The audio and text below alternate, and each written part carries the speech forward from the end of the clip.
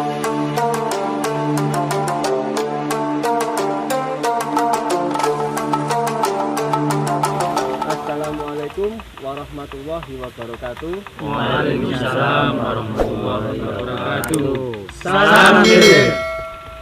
Halo guys, selamat sore dan selamat beraktivitas bagi pemirsa yang di luar sana. Kita kembali lagi di channel Ngelilir. Kita kali ini masih bersama Gus Duan.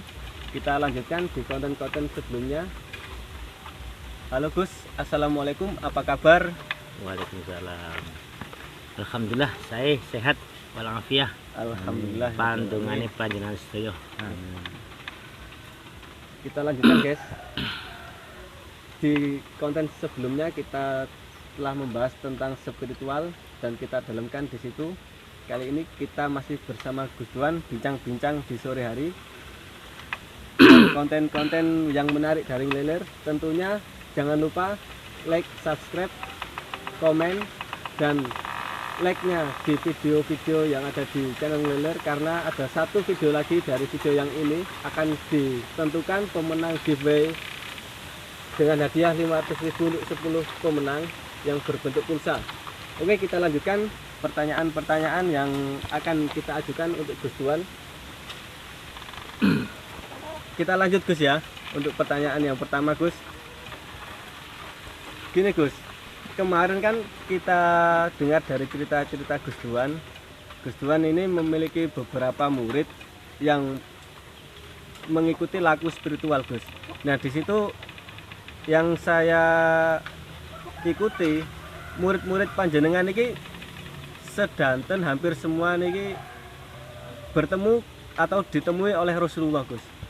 Bagaimana jenengan menyikapi hal tersebut? Jenengan apakah langsung percaya atau bagaimana? Monggo Gus, jenengan. Alhamdulillahirrahmanirrahim. Terima kasih atas pertanyaannya.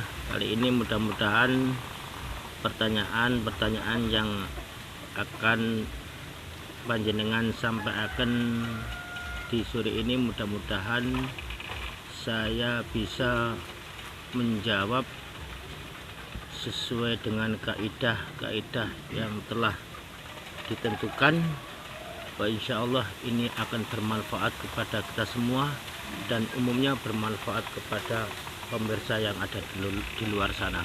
Insya Allah demikian. Untuk menanggapi pertanyaan yang pertama dari hostnya tadi, Mas Dayat, pertanyaannya kenapa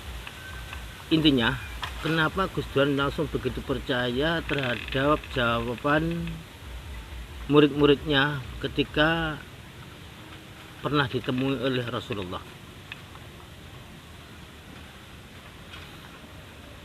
Gimana ya caranya ya sehingga saya bisa percaya kepada murid-murid saya, dia mengaku-ngaku atau dia pernah ketemu dengan Rasulullah. Apakah ketika mereka itu mengetahui, Gus Duan juga mengetahui, atau ketika mereka itu mengatakan saya bertemu Rasulullah lalu saya harus segera percaya apa adanya yang ia katakan? Tentu semuanya itu merupakan yang tidak serta-merta harus saya jawab secara spontan, karena selama perjalanan saya mendidik anak-anak ini untuk melakukan spiritual yang sehingga bertemu dengan Rasulullah, itu memang beraneka ragam ketika saya menyikapi terhadap anak-anak tersebut. Yang terutama ketika anak-anak ini mengaku bertemu Rasulullah, satu cirinya dia itu tidak sadarkan diri.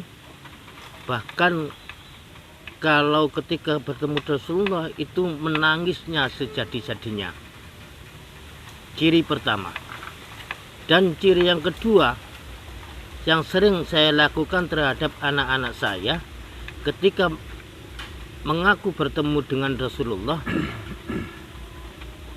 itu langsung saya berikan ujian. Langsung saya berikan ujian. Contohnya ujian dari anak-anak saya ketika mengaku bertemu dengan Rasulullah. Kadang-kadang dia itu saya uji demikian. Ketika ada anak yang mengaku bertemu dengan Rasulullah, langsung saya keluar. Entah saya membawa apa, entah saya bertanya apa, yang jelas beraneka ragam. Termasuk karena terlalu lama ya perjalanan itu, jadi saya sempat kadang-kadang ingat, kadang-kadang tidak. Karena ini ada Mas Yogi yang pada waktu itu pertama kali di antara mereka yang bertemu dengan Rasulullah. Jadi saya ingat betul pada saat itu ketika dia ini, Mas Yogi mengaku bertemu dengan Rasulullah, langsung saya pulang. Saya pulang ke rumah, saya menggambar itu sepeda ontel itu sepeda ontel. Lalu gambar tersebut habis saya gambar di rumah, saya bawa ke ruangan tempat anak-anak setelah melakukan spiritual. Kertas saya lipat, saya taruh di bawah di bawah cawan kecil, lepek ya, bahasa Jawa lepek ya. Saya taruh di bawah lepek tempat gelas itu, saya lipat, saya taruh di situ. Lalu saya tanya begini, kalau kamu mengaku-ngaku bertemu dengan Rasulullah, pasti kamu tahu apa yang saya lipat ini. Ada apa di balik bungkusan saya ini? Ada apa yang ada di balik lipatan saya ini? Entah itu berupa apa saja, pasti kamu bisa menebak. Akhirnya dia angkat tangan, sumpah demi Allah saya bertemu dengan Rasulullah Shallallahu Alaihi Wasallam, dan itu adalah gambar sepeda ontel. Itu semuanya menyaksikan pada waktu itu. Kita ada anak berapa itu, semuanya menyaksikan pernyataan yang dilontarkan oleh si Yogi. Termasuk ujian saya ketika anak-anak bertemu dengan Rasulullah, itu jawaban saya tidak hanya begitu saja. Saya bolak-balik pertanyaan saya. Tidak hanya itu saja. Kadang-kadang saya membawa apa, ada apa di genggaman saya, itu pasti ketika bertemu dengan Rasulullah dia pasti bisa menjawab. Kenapa kok demikian? Iya, karena anak ketika bertemu dengan Rasulullah, hijab antara langit dan bumi ini adalah terbuka lebar, tidak ada sekat, tidak ada yang menghalanginya. Oleh sebab itu saya percaya dengan menguji anak-anak yang mengaku bertemu dengan Rasulullah, itulah yang saya berikan ujian kepada mereka. Dan bahkan ada yang kayaknya gak demikian, kadang-kadang macam-macam, ada yang menangis, ada yang biasa, ada yang bergurau, ada yang cengingisan. Dia mengaku dengan itu, tetap saya uji. Termasuk yang ketika itu yang terakhir, yaitu tadi Mas Edi di episode yang kemarin itu sudah saya sampaikan, yaitu tadi Mas Edi kayaknya nggak dayani, nggak seberapa, tapi ternyata mereka anak-anak yang lain menyaksikan bahwa pertanyaan saya sesuai dengan apa yang ia lihat, apa yang saya komentarkan, apa yang saya sampaikan, semuanya anak-anak menyaksikan. Nah, pada kala itu kan Mas Edi sudah nggak jawab, kamu pulang dulu. Tapi anak-anak saya kumpulkan semuanya. Ini yang dia lakukan, yang dia temui ketika dia mengaku bertemu dengan Rasulullah. Akhirnya besoknya lagi dia datang, saya tanya persis apa yang saya sampaikan. Apakah semua yang dilihat oleh anak-anak ini Gus Duan mengetahui apa yang dilakukan oleh anak-anak, pandangan mereka ketika bertemu dengan Rasulullah? Apakah gurunya ini mengetahui semuanya? Wallahu alam, saya tidak bisa menjawab. Insya Allah Allah sendiri yang tahu. Itu saja. Jadi ketika saya ditanya kenapa Gus Duan kok serta-merta percaya dengan omongan murid-muridnya ketika bertemu Rasulullah, itulah dengan cara saya untuk membuktikan bahwa dia adalah betul-betul tahu bertemu dengan Rasulullah. Insya Allah demikian.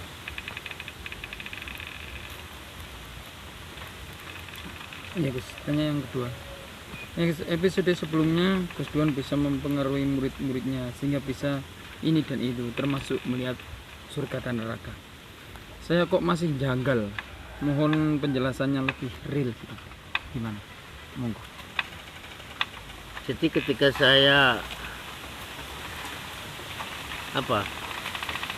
membuka mata batin anak-anak bisa melihat ini dan itu karena pengaruh saya, ini karena termasuk ini ya, belum pernah diceritakan dari ustadz-ustadz yang sana ya. Karena makanya ini saya katakan Gus Duan ini adalah orang kontroversi dengan pandangan di luar sana, termasuk mendidik anak-anaknya sampai dibuka mata batinnya sehingga bisa mengetahui perjalanan masuk ke dalam neraka dan masuk ke dalam surga. Itu memangnya semuanya ini pelajaran ya. Ini pelajaran bagi semua orang yang ada di luar sana, terutama kalian semua. Ini adalah pelajaran. Sebetulnya ilmu itu tidak jauh dari pengertian yang sama. Ya. Tidak jauh dari pengertian yang sama. Kadang-kadang orang yang dia lakukan itu tidak tahu ini ilmu apa. Kok berbeda dengan ilmu sana. Misalnya kayak ilmu gendam, kayak ilmu santet, kayak ilmu spiritual yang lain. Ini sebenarnya sama saja. Cara teknis metodenya itu sama. Tinggal yang mengolah di dalam hati ini loh. Inilah yang berbeda. Jadi kadang-kadang orang melakukan syirik, kadang-kadang orang melakukan iman.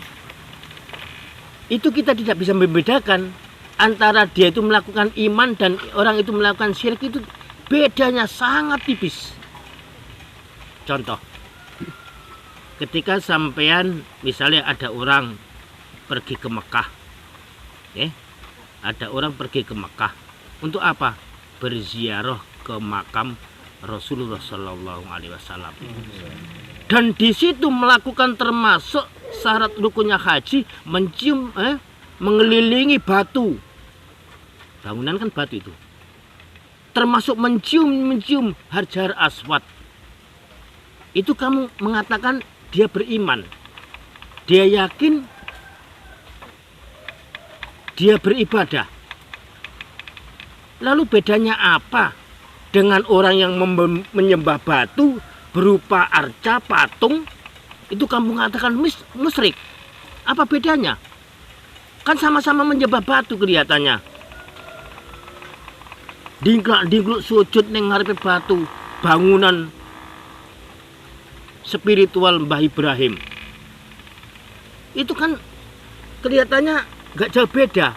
Sama-sama batu yang diciumi, sama-sama batu yang dibangga-banggakan. Nah, inilah yang membedakan antara orang itu beriman dan dia melakukan kemusyrikan. Yang membedakan adalah di dalam hati. Termasuk sampai bisa musyrik kepada manusia. Ini takut dengan manusia, kamu gak berani karena ini manusia. Sampai takut dipecat oleh juragan karena kamu melakukan kebaikan sehingga dipecat oleh juragan. Ini juga musyrik, sampai mendewakan juragan, seakan-akan segalanya juragan sampean. Ini juga musyrik. Paham nggak? Ya. Nah, inilah yang sehingga sebetulnya perjalanan ritual segalanya itu beda tipis.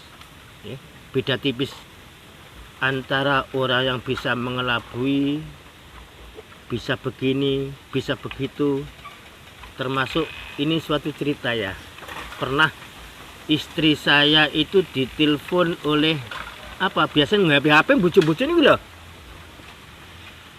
Sing anak kamu kecelakaan di sana. Gitu. Ini saya ceritakan ketika dilakukan oleh istri saya. Dapat telepon dari luar. Nah, teleponnya itu bunyinya itu kayaknya di dekat perjalanan raya, sehingga banyak ranggrung sepeda motor, kendaraan dan lain sebagainya. Kayak betul itu tempat kejadian kecelakaan. Sehingga istri saya ditelepon oleh dari pihak kepolisian, katanya, betul anak ibu di luar ya, bawa sepeda ya. Nah, rata-rata kalau keluarga itu anak di luar pasti keluar bawa sepeda, terutama pada saat itu istri saya ditanya, anak ibu bersekolah bawa sepeda motor ya? Rata-rata memang iya. Dalam keluarga itu pasti ada anak yang keluar ketika sekolah bawa sepeda. Makanya dia tanya begitu. Apakah anak ibu keluar ya bawa sepeda ya? Iya. Ah, ini bu, namanya itu. Nah, kata-kata namanya itu. Ini pasti orang yang ditanya pasti serta-merta langsung menjawab, ya anak saya Irsadul Ibad misalnya. Pasti begitu. Nggak mungkin anak ibu yang namanya dia nggak jawab, itu nggak mungkin. Pasti dia akan menduduhkan, apa menduduhkan memberitahu, ya. Pasti dia serta-merta segera memberitahu, iya anak saya Irsadul Ibad. Pasti begitu. Nah, ketika sampean ditanya begitu, akhirnya sampean ditanya ini dan itu, pasti apa pikiran sampean? Yang ada di dalam otak sampean apa? Pasti anak, ya. Ketika sampean pemikiran saya sampean pasti anak.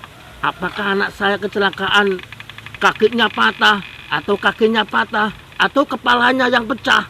Itu pasti pemikiran sampean sana. Dan bahkan ketika sampean ditanya, dimintai uang, pasti kamu kasih. Betul enggak? Nah, disitulah ketika itu sampean sudah masuk dalam perangkapnya. Begitu juga orang dihipnotis. Begitu juga orang yang kena guna-guna. Ya, merantap rono-rono nih ya. Kena guna-guna. Termasuk si murid dikendalikan oleh si guru. Itu sama, cuma teknisnya saja berbeda. Nah, ini saja nih kan ilmu ini kan sepele jane. Kabeh wong iso, kabeh orang tahu, cuma kadang-kadang orang itu tidak bisa membedakan antara ini guna-guna, antara ini apa? Gendam, antara ini kena pengaruh santet, antara ini itu semua sama. Ya, semua sama. Makanya kita ini yang dalam kondisi sehat, kita usahakan ketika kita menemui permasalahan, kita buka dengan cermat, kita pahami dengan betul apa yang ada di dalam sana. Supaya apa? Pemikiran kalian tidak kosong. Pemikiran kalian tidak kosong. Termasuk orang yang bisa dikendalikan oleh orang lain, itu adalah orang yang pikiran kosong. Itulah orang yang bisa disantet, itulah orang yang bisa diguna-guna, itulah orang yang bisa dibikin gila, itulah orang yang bisa dikelabui oleh orang lain. Itu karena kita tidak bisa mengontrol kekuatan rohani kita. Jadi kembali lagi, ketika saya mempengaruhi anak-anak didik saya, termasuk bisa melihat surga dan bisa melihat neraka, itu memangnya sudah saya gambarkan ketika anak-anak sebelum melakukan spiritual. Kamu nanti saya masukkan ke dalam neraka yang panasnya sekian derajat, yang panasnya begini, yang apinya begini. Ketika dia itu sudah percaya, saya yakin dengan saya, pasti dia itu tidak tahu saya. Ya, dia itu tidak sadar saya. Yang ia lihat neraka panas, begini besarnya, betapa panasnya di dalam neraka sana. Itu yang dibayangkan. Nah, Kalau sudah kena pengaruh itu, ketika sampai saya suruh mediasi, pasti yang kamu lihat adalah itu. Paham nggih? Jadi tidak jauh dengan dukun-dukun yang lain itu. Dengan dukun-dukun yang lain sama itu yang dilakukan.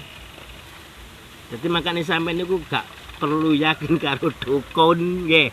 Sampeyan gak perlu yakin karo dukun, sing marai dukun iku mandi, sing marai dukun iku iso gara-gara sampean iso dikelabui oleh orang-orang yang tidak bertanggung jawab.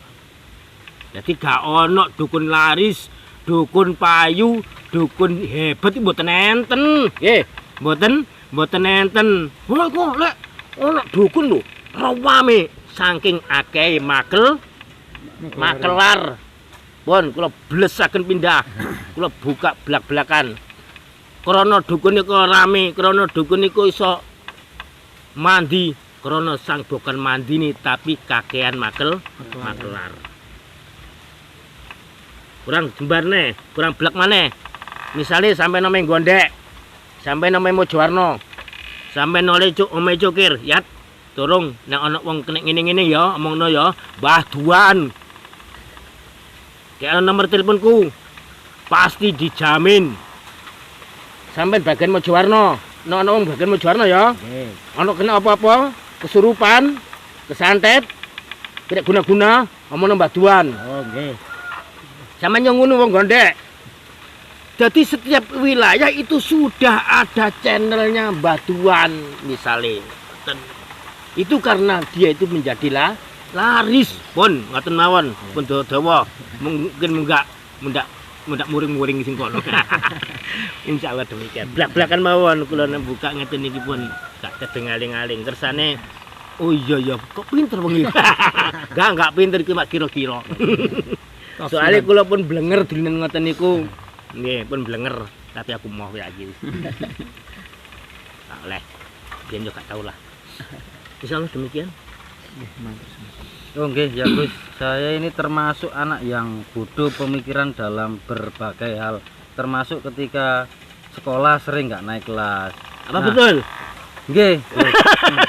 Nah, apakah kayak saya ini apakah bisa menerima sekolah menurut Gus ikut menyaring ilmu spiritual Gus? Ngoten Gus.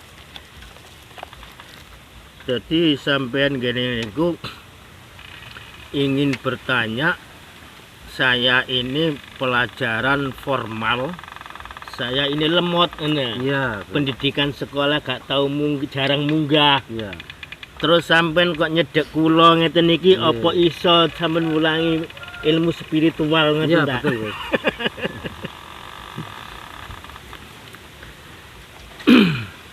Kalau kita berbicara spiritual, justru orang yang tidak pandai itu yang cepat. Termasuk lemot kayak sampean. Iya. Itu yang paling cepat. Jadi orang yang menganggap dirinya ini bodoh, dirinya merasa tidak punya apa-apa, dirinya ini berkhidmah, tunduk patuh apa sendika pandukane guru, pengandikane guru, itulah yang cepat. Justru orang yang pikirannya encer, ya, justru orang yang pikirannya encer, nek dikongkon ngalor iku jawab, Gus, ngene loro nek ngeten mboten liwat kidul mawon ta. Tunggali kaya winginan niku ning gone pas konten tenggene gubuk sawah niku.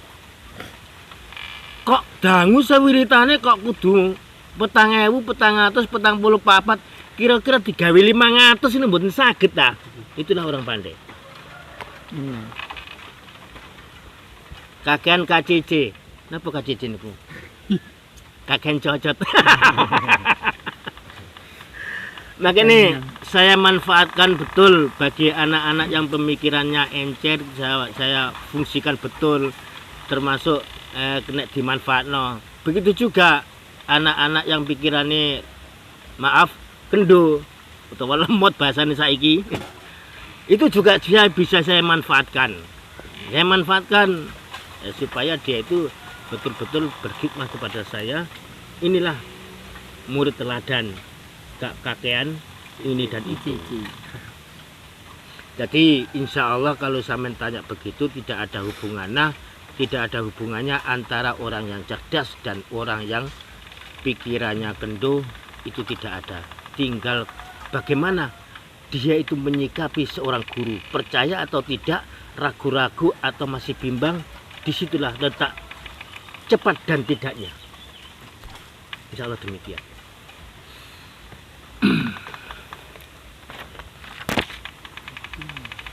Oke guys, sebelum kita lanjut dulu, kita rehat-rehat dulu, kita nyemil-nyemil. Monggo.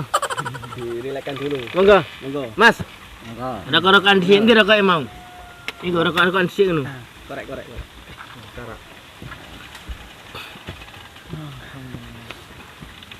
Tenang sih. Kita ngopi tapi minumnya susu guys. Ini ya apa? Judulnya ngopi-ngopi kok jebule ngombene susu jahe. Tapi gak apa-apa sih, nek kepingin coklat ya Sambel. dikai sambel dadi coklat susune.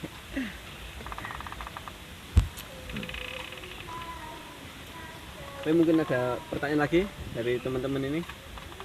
Monggo. Gus, mau bertanya nih, Monggo. apa sih tujuan hidup di dunia ini? Kita mencari Apa tujuan? hidup di dunia Hidup. ini. Yang punya tujuan itu yang hidup atau yang menghidupkan?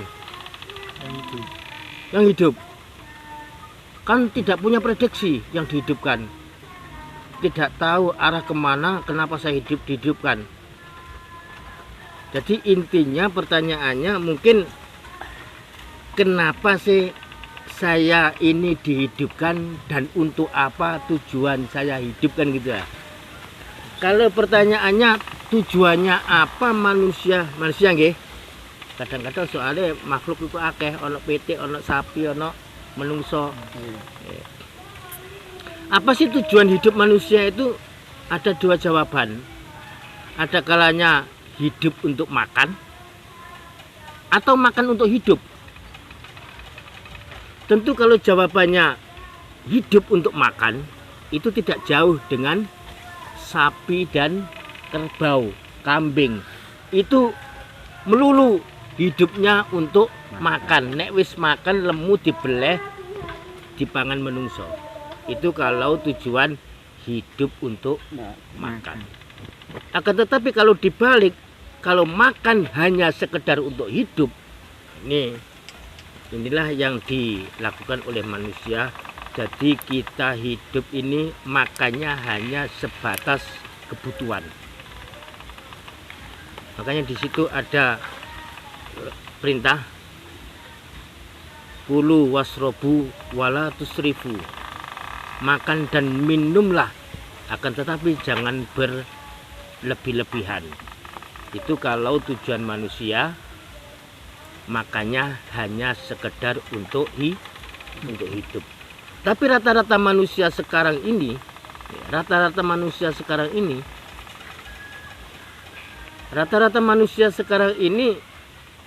hidupnya ya, makannya tidak hanya sekedar untuk hidup, tapi hidupnya untuk makan. Pengertian makan ya, pengertian makan itu makan kebutuhan jasmani, makan kebutuhan rohani. Rata-rata manusia itu makan kebutuhan jasmani, termasuk saya kategorikan makan, termasuk keinginan itu juga makan. Kebutuhan ini dan itu juga makan. Jadi manusia rata-rata ini ketika melakukan makan ini berlebihan. Seharusnya makannya itu hanya 1 piring, makannya 10 piring. Tapi yang 9 piring itu disembunyikan untuk besok, untuk anak cucu, untuk kaki nini-nini, untuk cucu-cucunya yang sampai ke berapa. Itulah manusia rata-rata sekarang ini. Kalau saya hidup di tengah-tengah keluarga saya, hidupnya biasa-biasa saja. Yang penting saat ini anak saya makan, bisa makan. Untuk hari besok ketika sudah menikah, itu sudah nafsi-nafsi, urusannya sendiri-sendiri. Kadang-kadang kan ada. Mulai kecil, kerja keras, banting tulang. Lalu setelah itu anaknya menikah, membesarkan, menyekolahkan, menikah, membikinkan rumah, selesai. Anak pertama. Anak kedua, dibesarkan, disekolahkan, diberi pendidikan yang cukup, lalu diberikan fasilitas, menikah, masih membuatkan rumah, sampai anak ketiga, sampai anak keempat, semuanya difasilitasi karena dia merasa mampu, karena keterpaksaan hidupnya. Kayak hidup dia itu dibina, diatur oleh anak, sehingga sampai tua anaknya tinggal satu, sudah tidak bisa membiayai, dipaksa lagi nyambut gaya keras, banting tulang. Dengan keterpaksaan tenaganya yang tidak kuat, akhirnya dia ngeluh, aku sudah tidak bisa apa-apa, tidak bisa membikinkan anak yang terakhir. Karena anak-anaknya semua sudah dikasih rumah, difasilitasi semua kendaraan, tinggal anaknya yang satu ini. Akhirnya apa? Tinggal sebatang kara, tenaga sudah tidak kuat lagi, usia sudah lanjut, memaksakan diri untuk membikinkan rumah yang keempat. Akhirnya apa? Hidupnya tidak akan pernah puas. Hidupnya merana, dituntut ini dan dituntut itu.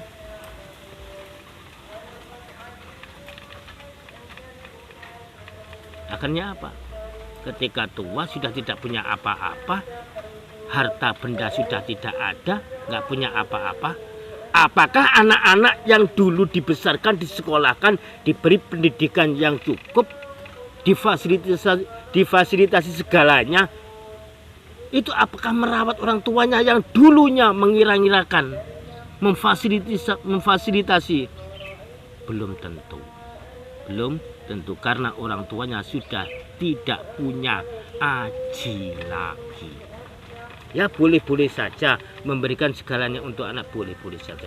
Tapi semampunya, jangan dipaksakan. Itu namanya seperti lilin, ya, seperti lilin. Biar anak-anak saya terkena sinar, bisa terpadangi, tersinari semua. Walaupun saya gelap, walaupun saya mati meringkuk di dalam kegelapan dirinya sendiri, itu jangan sampai. Makanya saya sarankan kepada orang tua itu memfasilitasi anak itu biasa-biasa saja. Kita ukur kemampuan kita. Tapi sebaliknya kalau pribadi saya ya, untuk yang penting pendidikan anak cukup. Untuk masalah kedepannya setelah menikah urusan sampean dhewe. Bah sampean gawe omah bah ora, bah carane sampean gelem nyambut gawe bah ora, wis urusan sampean dhewe. Yang penting orang tua sejak kecil sudah mengarahkan ke arah yang lebih baik. Itu aja untuk saya. Terima kasih. Sampai lupa pertanyaan dari tadi.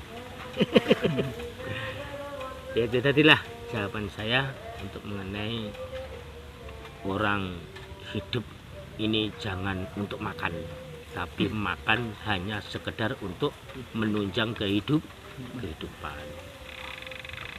Biasa-biasa saja. Hidup ini sederhana. Makan mawon. Dari saya, Gus. Oh ya, monggo. Tak kira wis mari. Semua orang kan kelak kan punya keluarga gitu loh, Gus. Iya. Nah, kayak semisal di sini kan laki-laki gitu. Bagaimana cara menjadi imam maupun suami yang disegani ataupun dihormati istri gitu. Kalau sampai tanyanya kayak gitu, ya tidak jauh dari kenapa? Kacang tidak jauh dari lanjaran, tidak lepas dari lanjaran. Buah jatuh tidak jauh dari pohonnya. Kalau sampai ingin dihormati anak, dihormati ibu, disegani, dihormati, dimuliakan oleh keluarga, ya setidaknya sampai memberi contoh, memberikan nuansa yang terbaik untuk pendidikan anak, pendidikan si istri. Jangan sampai kita memerintahkan, misalnya perintah sholat, kamu sendiri nggak sholat. Anak disuruh disiplin, jam sekian harus mandi, sampai sendiri belum mandi. Itu memang anak tetap ikut, tetap bilang iya, enggak, melakukan. Orang tua perintah karena sudah dicukupi, sekolah disangoni, makan dikei, jaluk opo dituruti. Masa diperintah orang tua nggak mau. Tapi ketika sampean perintah, tapi kamu sendiri nggak melakukan, anak berangkat melakukan, tapi di belakang gegem. Di belakang gegem. Wong tua opo nguniku perintah tok gak gelem nglakoni. Ngongkon poso tok awake dhewe gak gelem poso. Jadi kayak masyarakat. Makanya saya mengatakan berkali-kali untuk membina masyarakat ini sangat-sangat sulit. Disuruh ngalor mlaku ngidul, disuruh ngidul mlaku ngalor, disuruh ngulon mlaku ngetan. Inilah masyarakat.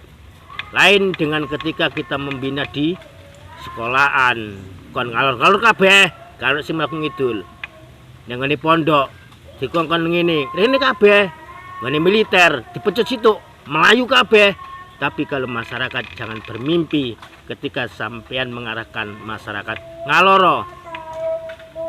Oleh seperapat iku sawapi, berarti sampean iku si gugu wong, wis dianut wong. Oleh seperapat sing manut iku lho, wis sawapi. Misalnya sampean undang-undang, nah ngene kumpulan apa, kegiatan apa, sosial ngoten. Sampeyan undang-undang wong 100, mutu selawe wapi punan. Niku masyarakat. Tapi kalau pondok militer, sekolahan, wali murid sampeyan ngundang 100, insyaallah paling tau widik sing teko niku 90. Paling didik 90 sing teko. Hampir 100% datang semua. Itu kalau level sekolahan, pondok, tempat-tempat pendidikan disiplin militer, itu pasti datang semua. Inilah yang saya katakan ketika kamu mengatakan A, sampai harus terlebih dahulu melakukan A. Jangan sampai perintah A, sampai sendiri kembali bertolak belakang. Jadi kalau sampean ingin memberikan nuansa yang terbaik mendidik keluarga, contoh terlebih dahulu. Kalau bisa ya, ini kalau yang saya praktekkan dalam rumah tangga saya. Sebelum saya bilang, saya ini sudah kerjakan dulu.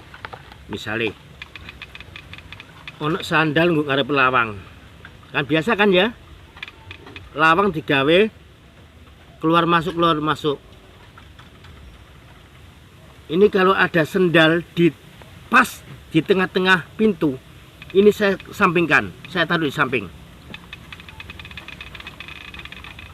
Satu kali masih dilakukan lagi, saya pindah lagi sandal di samping. Sampai 3 kali berarti harus saya memberi pelajaran yang baru. Berarti anak saya, istri saya ini tidak bisa saya didik dengan perasaan. Berarti bodoh. Bodoh. Makanya mendidik orang itu ada 2 cara. Kalau yang kamu didik orang pandai, cukup kamu beri pelajaran melalui isyarat. Tapi kalau keluarga kalian bodoh, harus dididik dengan teguran. Kalau kata pepatah, didiklah dengan pukul. Apa pukul itu? Pukul itu ya gak pantas. Sampai anak bojo ngekei pendidikan sampai diarahno, sampai diomongi, itulah orang yang bodoh, termasuk orang bodoh. Makanya suatu saat sampean punya keluarga, didiklah awal melalui perasaan. Iya, melalui perasaan. Misalnya saya contohkan kayak gitu tadi. Kalau taruh sandal jangan di tengah jalan. Sebab kalau di tengah jalan kadang orang-orang buru-buru akhirnya nyaruk sandal di samping, akhirnya tiba taruh di samping pintu. Dikasih isyarat gitu kan, isyarat kan. Nggak sampai saya menegur, jangan kamu taruh di tengah pintu. Nanti kalau adik kamu jalan keserimpet sandal di samping jatuh. Apalagi pintunya itu ada tangganya. Itu nggak tahu ketika orang turun itu nggak lihat itu ada sendal apa enggak. Kadang-kadang nganjok ini nyaruk serampatnya akhirnya tiba. Kalau sampai-sampean berkata begitu melalui ucapan jangan taruh situ, berarti keluarga sampean termasuk keluarga bodoh. Tapi kalau sudah cukup sama kasih isyarat, pikirlah apa sih, bapakku ini sandalnya dikek lama kok singkiran ini, ada apa ini? Pasti anak ini berpikir, oh iya, ini berarti anak pandai, keluarga pandai. Makanya ketika sampai nanti punya keluarga, kamu jangan menyalahkan. Lihat kondisi istri saya ini termasuk kategori istri yang bodoh atau istri yang pandai. Tapi jangan salahkan ketika bodoh, karena orang bodoh itu levelnya itu macam-macam, pasti ada kelebihannya. Itulah yang saya terapkan dalam keluarga saya. Jadi kalau kalian ingin menjadi orang yang disegani, dihormati oleh siapapun, kamu contohkan diri kalian sendiri terlebih dahulu melalui isyarat. Kalau tidak bisa menerima, harus kami beri nuansa yang lain, peringatan dengan cara yang lain. Tapi jangan moro-moro. Jangan moro-moro. Sandal balik-balik dikongkon dekek pinggir, panggal dekek tengah hai. Sandal di bawah. Jangan, itu menyakitkan. Itu namanya pukul yang keras. Apa maneh ditapuk nerai. Itu ya terlalu lah, jangan. Kecuali nek bojo sampean terlalu bau bodoh nemen. Dilingno, tawa apa jek pancet ae. Ah, ya sembuh. Uyangno ae.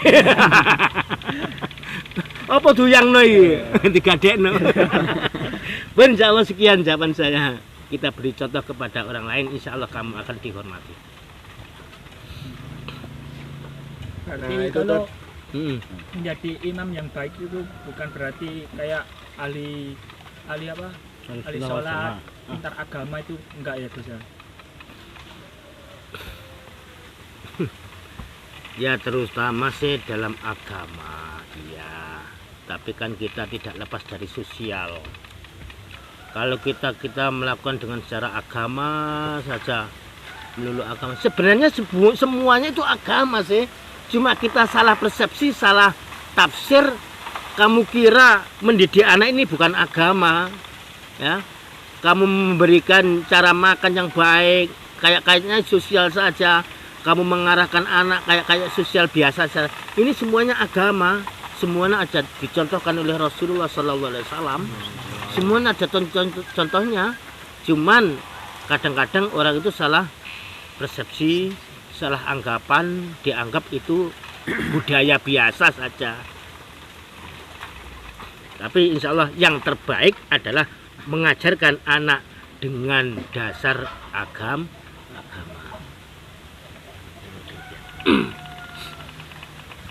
Nggih, monggo Mas Firman, nggih, katanya melanjutkan pertanyaan selanjutnya, monggo. Itu tadi kan cara menjadi suami yang disegani ataupun dihormati ya Gus. Sekarang cara menghindarkan, kalau sudah berkeluarga lah, cara menghindarkan anak dan istri saya dari mara bahaya ataupun musibah, itu bagaimana Gus? Kalau kita menghindarkan anak istri dari musibah, itu sudah menjadi kewajiban seorang suami. Artinya di situ suami itu harus menjaga kemaslahatan, kedamaian untuk keluarganya. Baik dijaga dari segi agamanya, dijaga dari mara bahaya, dijaga dari hal-hal yang kurang baik, itu kewajiban seorang suami. Akan tetapi di situ bagaimanapun kamu harus menyadari hidup ini tidak lepas dari ujian. Apa ujian itu? Ujian itu ada kalanya hal yang kelihatannya baik tapi kamu tidak merasa itu ujian. Ada kalanya ujian itu berupa kejelekan.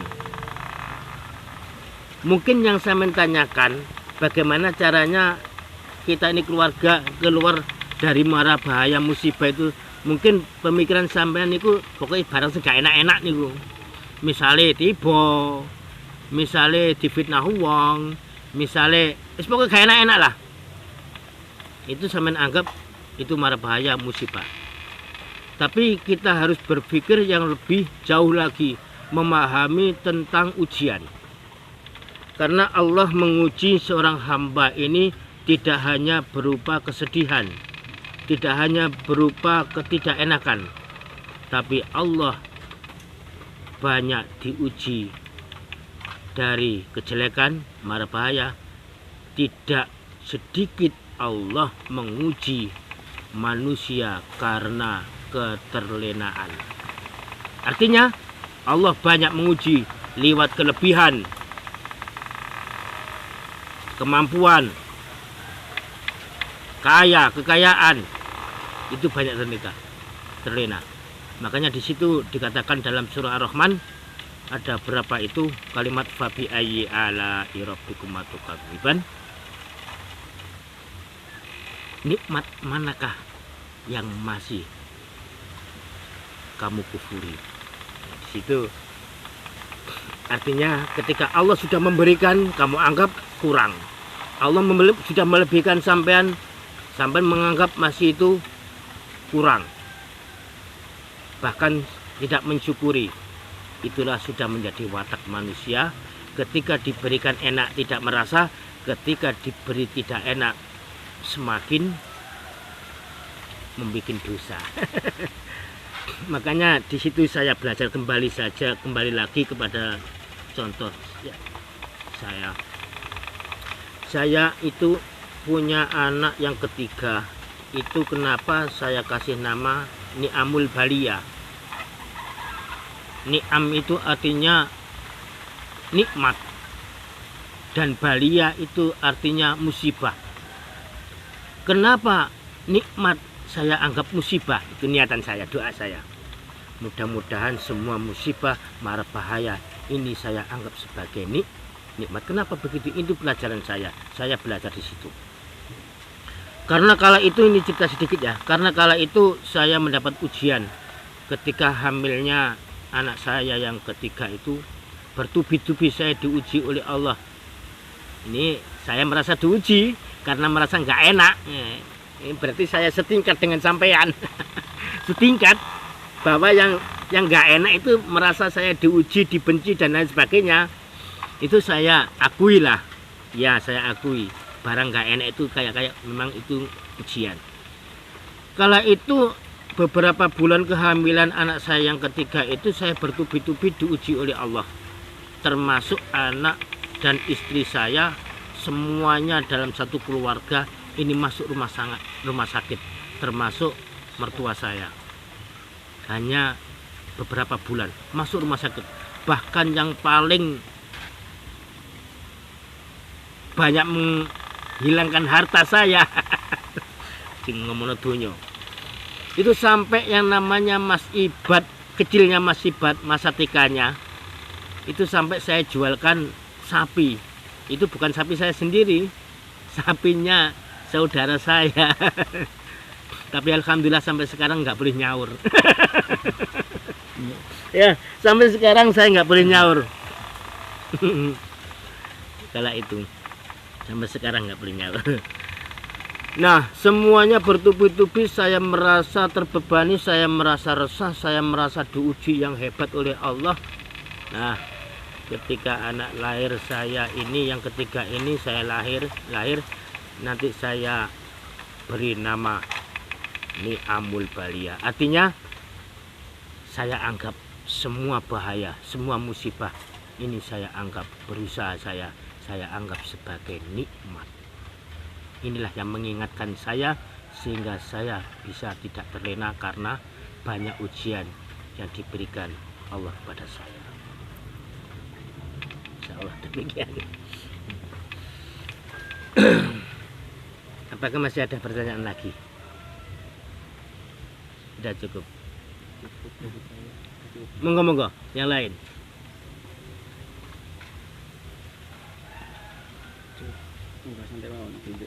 Santai. Kondisi.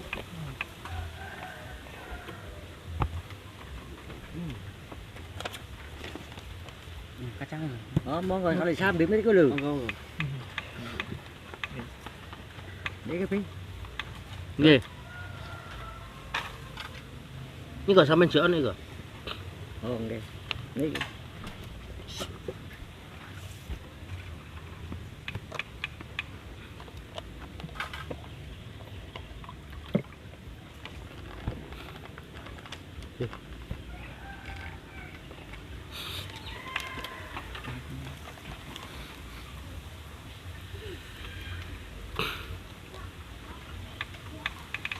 Mungkin ada pertanyaan yang lain, monggo. Monggo,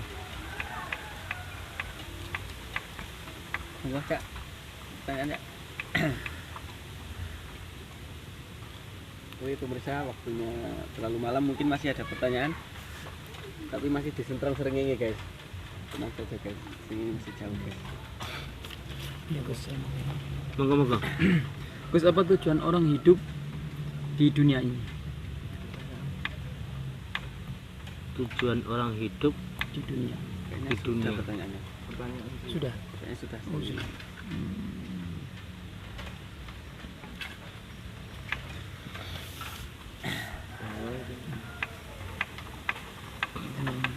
Gus, apakah orang itu bisa menentukan dirinya sendiri termasuk masuk surga dan neraka? Kenapa saya tanya begitu? Menurut pandangan Gus Tuhan bagaimana supaya manusia selamat dunia dan akhirat? Apakah manusia itu bisa menentukan hidupnya, Nih. termasuk menentukan surga dan neraka? Kenapa saya sampai tanya begitu? Kenapa pertanyaannya kok setengah lucu? Apakah manusia itu bisa menentukan hidupnya, termasuk menentukan masuk surga dan neraka begitu? Ya. Ini kayaknya sampai tanya kayak gini, kayaknya sampai itu tahu kalau saya ini tukang kontroversi kayaknya. Jadi memancing-mancing, memanas-manasi saya, Mas Dayat. Pertanyaannya kok, masalah ini yang tidak pernah dijawab, ini pertanyaan yang pernah diberikan oleh salah satu sahabi, ya. Jadi sahabat Nabi perempuan, sinten niku?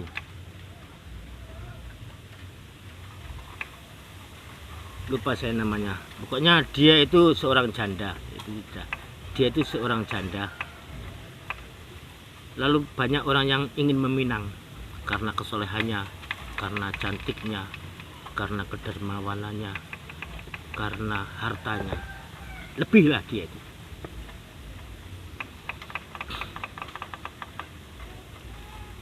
Lalu banyak orang yang meminang, ingin menikahinya. Akhirnya segitu banyak orang diberikan sayembara oleh seorang istri tadi, seorang perempuan janda tadi. Oke, sebetulnya saya nyaman dengan keadaan saya, hidup sendiri supaya bisa dekat dengan Allah. Akan tetapi kalau sampean merasa ingin mengganggu saya, jadi dianggap gangguan. Menikah itu. Jadi menikah dianggap itu adalah musibah. Menikah adalah ujian yang berat. Makanya dia memutuskan tidak akan ingin menikah lagi. Cukup satu itu saja. Akhirnya dia itu memberikan ujian kepada orang-orang yang mau meminang. Oke, kalau sampean ingin menikahi saya mempunyai 4 pertanyaan. Oke, semua orang siap sanggup untuk menjawab pertanyaan seorang janda tersebut. Termasuk pertanyaannya,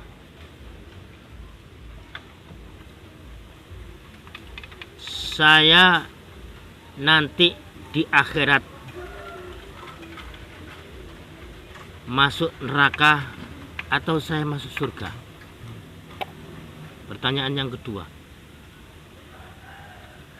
apakah ketika saya ditanya oleh malaikat Mungkar dan Nakir, nanti saya bisa menjawab apa tidak? Termasuk pertanyaan yang ketiga, dosa saya nanti dimaafkan oleh Allah atau tidak? Jadi pertanyaan-pertanyaan yang dilemparkan oleh si janda tadi mengenai hukum akhirat, ketentuan akhirat. Nah ini kan sama halnya sampean tanya dengan aku loh, yang seharusnya saya tidak bisa menjawab, kan gitu. Karena itu adalah jawaban akhirat, dan itu adalah ketentuan Allah sendiri yang mengetahui segalanya. Termasuk orang ini masuk neraka, termasuk anak ini ditakdir oleh Allah masuk surga. Itu kan ketentuan Allah. Akan tetapi kalau kita lihat dari beberapa ayat Allah yang menerangkan, innallaha la yughayyiru ma biqaumin hatta yughayyiru bi anfusihim. Manusia tidak akan berubah. Allah tidak akan merubah nasib seseorang kalau manusianya sendiri tidak mau merubahnya. Ini yang kadang-kadang orang memahami ayat ini, kadang-kadang orang itu bingung. Kalau manusianya sendiri punya inisiatif bisa berubah, kalau dia itu tidak mempunyai perubahan maka Allah tidak akan merubah. Kan kayak yang menentukan kan manusia, bukan Allah, kan gitu ya? Ini artinya manusia itu punya hak untuk menentukan dirinya sendiri, untuk berusaha sendiri, dan segalanya pasti Allah lah yang menentukan. Pasti Allah yang menentukan. Oke lah, saya jawab, manusia bisa menentukan dirinya sendiri masuk surga atau neraka. Puas? Puas gak? Ini kayak gak puas ini. Manusia bisa menentukan masuk neraka dan surganya. Puas sampean? Gak puas? Oke, yang saya tunggu yang gak puas ini. Kalau yang puas ini saya penasaran.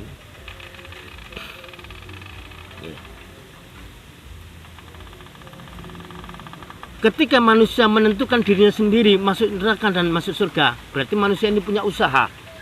Aku tak wiritan, aku tak menghindari maksiat, aku tak selalu berkhidmah kepada Allah, beribadah kepada Allah. Wa ma khalaqtul jinna wal insa illa liya'budun. Allah ciptakan manusia hanya untuk beribadah. Kalau tidak beribadah sedetik, sejam, semenit, maka dia akan berdosa. Itu artinya manusia bisa menentukan dirinya sendiri. Supaya apa? Supaya masuk surga. Kalau sampai mau masuk neraka, menentukan dirinya sampai masuk neraka, ya bisa-bisa saja. Gak usah sembahyang, gak usah sholat, gak usah haji, gak usah puasa, pasti masuk neraka. Ya enggak? Tapi, nah, itu adalah ketentuan Allah. Tapi Allah, ingat, Allah mempunyai sifat satu yang namanya sifat jaiz. Jadi Allah itu punya sifat wajib 20, mempunyai sifat mukhal 20, dan yang satu ini walaupun segalanya sudah ditentukan oleh Allah, dicetak oleh Allah, manusia bisa berusaha menentukan dirinya sendiri, tapi Allah mempunyai sifat jaiz. Apa jaiz itu? Hak prerogatif Allah. Masih kon sembayang kaya apa tak lebet neraka. Ketika apa kon? Ngoten dah. Iya, bener. Masih kon maksiat terus. Nek aku nakdirno kon mlebu neraka. Kon maksiat terus. Nek aku nakdirno mlebu surga. Siapa kata protes? Ini jadi cukup sampai hak manusia, tetap keputusan akhir final adalah keputusan Allah Azza wa Jalla. Jadi sebatas manusia punya hak menentukan dirinya sendiri, akan tetapi di sana tetap ada Allah yang mempunyai sifat jaiz. Jadi nek sampean metau penteng ya jaiz siapa? Marem. Salangane mangkati protes. Berarti kan menungso kuntung kulit pangeran. Yes, tak jembarno. Cek nek gak kena komentar sing kaya wingi. Jadi tetap di sana ada kewenangan Allah menentukan, walaupun kamu berbuat jelek, tapi kalau Allah menentukan kamu surga, pasti kamu tidak bisa membantahnya. Insya Allah demikian. Kayaknya sudah malam. Masih ada, monggo. Ada satu lagi Gus. Ya, monggo.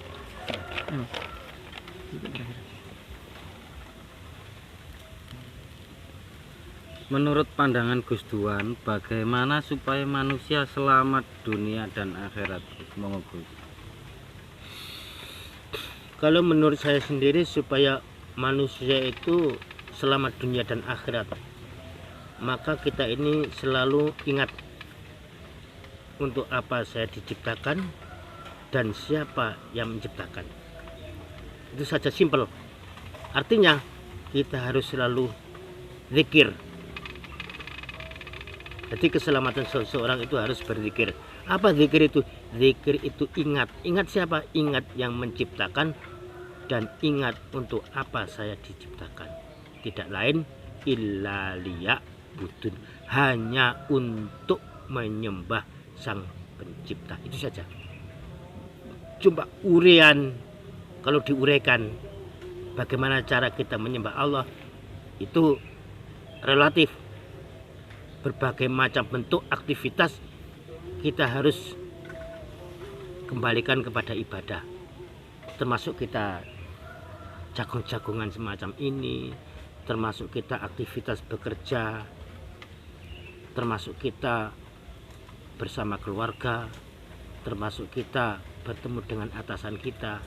Kalau kita kembalikan, untuk saya, untuk apa saya bekerja, untuk anak, untuk apa anak saya kasih fasilitas ekonomi kebutuhan keluarga, hanya untuk supaya anak-anak saya ini tidak kekurangan, nanti kalau sekolah bisa meneruskan ke pendidikan yang lebih lanjut, supaya tidak makannya tidak kekurangan, supaya bojo saya nggak cerewet. Itu termasuk ibadah semua. Makanya kita kembalikan, kita niatkan segala sesuatu hal untuk mendekatkan diri kepada Allah. Insya Allah demikian.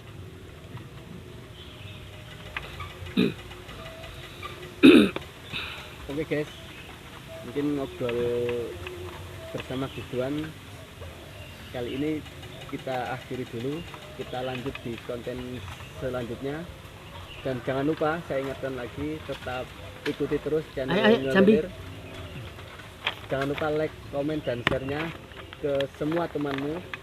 Oh ya, nanti ada giveaway, saya ingatkan lagi ada giveaway. Dan 5 komentar yang terbaik itu kita pilih, karena komentar Anda, komentar yang kita pilih yang bagaimana nih Gus? Komentarnya ini Gus, untuk pemenang giveaway ini. Ya terserah, sepakat kerulah. Ini termasuk dukungan baik atau komentar-komentar yang tentunya komentar baik. Jangan sampai kita berkomentar yang sekiranya kurang mendukung, sehingga krunya ini kurang semangat. Itu aja. Jadi intinya yang terbaik lah komentarnya.